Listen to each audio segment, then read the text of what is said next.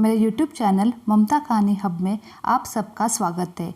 आज इस वीडियो में हम संकष्ट चतुर्दशी कब है, बहुला चौथ कब है, चतुर्थी तिथि कब से कब तक रहेगी, व्रत कब रखें, कब खोले और चंद्रोदय का समय, इसके बारे में बताएंगे।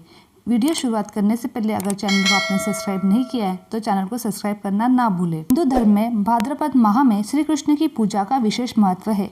भाद्रपद माह में कृष्ण पक्ष की चतुर्थी को बहुला चतुर्थी या बोल चौथ के नाम से जाना जाता है। इस दिन श्री कृष्ण के साथ गाय की पूजा का विधान है। श्री कृष्ण को बहुला नाम की गाय बहुत प्रिय होती है। पौराणिक कथाओं के अनुसार श्री कृष्ण ने स्वयं कहा था कि भाद्रपद की इस चतुर्थी पर जो गाय की पूजा करेगा उसे धन और संतान का सुख प्राप्त होगा। इस साल बहुला चौथ 3 सितंबर 2023 को मनाई जाएगी। इस दिन गणपति को समर्पित हेरंब चतुर्दशी का व्रत भी किया रखा जाएगा। ये दोनों ही व्रत संतान के शुभ फलदायी माने जाते हैं। ऐसे में संकष्ट चतुर्दशी बहुला चौथ का व्रत 30 सितंबर 2023 रविवार के दिन रखा जाएगा। भाद्रपद मास के कृष्ण पक्ष की चतुर्थी तिथि का प्रारंभ 2 सितंबर शनिवार रात 8:50 से प्रारंभ होगा। चतुर्थी तिथि समाप्त 3 सितंबर रविवार को शाम 6:24 तक रहेगा। 3 सितंबर रविवार को सूर्योदय सुबह 6:13 पर, सूर्यास्त शाम 6:39 पर, चंद्रोदय रात्रि 9:08 पर, ब्रह्म मुहूर्त सुबह 4:37 से 5:25 पर रहेगा। अभिजीत मुहूर्त दोपहर 12:01 से 12:51 तक रहेगा। राहु काल दोपहर 4:30 से शाम 6:01 तक रहेगा। बहुला चौथ निसंतानों को संतान प्रदान करने वाला व्रत माना गया है। इसके प्रताप से व्रती को धन की कमी नहीं होती है। श्री कृष्ण के आशीर्वाद से भौतिक सुख प्राप्त होते हैं। इस दिन महिलाएं निरंकार व्रत रखकर गाय और उसके बछड़े की पूजा करती है। गुड़ और घी गाय को खिलाती है।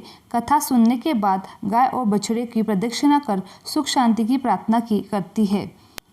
भादो महीने की कृष्ण पक्ष की चतुर्थी को बहुला चतुर्थी व बहुला चौथ के नाम से जाना जाता है। इस दिन भगवान श्री गणेश के निमित्त व्रत किया जाता है। वर्ष की प्रमुख 4 चतुर्थी में से यह एक है। वर्ष की प्रमुख 4 चतुर्थी में से यह एक मानी जाती है। इस दिन व्रत रखकर महिलाएं अपने पुत्रों की रक्षा हेतु कामना करती है। बहुला चतुर्थी के दिन गेहूं एवं चावल से निर्मित वस्तुएं भोजन ग्रहण नहीं किया जाता है। गाय तथा शेर की मिट्टी से प्रतिमा बनाकर पूजन करने का विधान प्रचलित है। शास्त्रों के अनुसार इस दिन चंद्रमा के उदय होने तक बहुला चतुर्थी का व्रत करने का बहुत महत्व माना गया है। इस दिन सुबह जल्दी उठकर नित्य कर्मों से निवृत्त होने के बाद स्नान आदि बाद स्वच्छ वस्त्र धारण करना चाहिए। व्रती को पूरा दिन निरंकार रहकर व्रत करना चाहिए। संध्या के समय गाय माता तथा बछड़े की पूजा की जाती है। भोजन के कई तरह के पकवान बनाए जाते हैं। जिन खाद्य पदार्थों को बनाया जाता है उन्हीं को संध्या के समय गाय माता को भोग लगाया जाता है। भारत में कुछ भागों में तथा सत्तू का भी भोग लगाया जाता है। बाद में इसी भोग को भोजन में स्त्रियां ग्रहण करती है। इस दिन गाय तथा सिंह की मिट्टी की मूर्ति की पूजा की जाती है। संध्या के समय पूरे विधि विधान से पूजनीय भगवान श्री गणेश की पूजा की जाती है।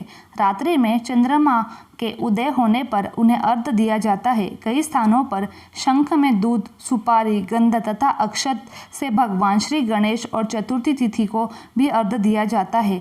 इस प्रकार इस संकष्ट चतुर्दशी का पालन जो भी व्यक्ति करता है उसकी सभी मनोकामनाएं पूर्ण होती है। व्यक्ति को मानसिक तथा शारीरिक कष्टों से छुटकारा मिलता है।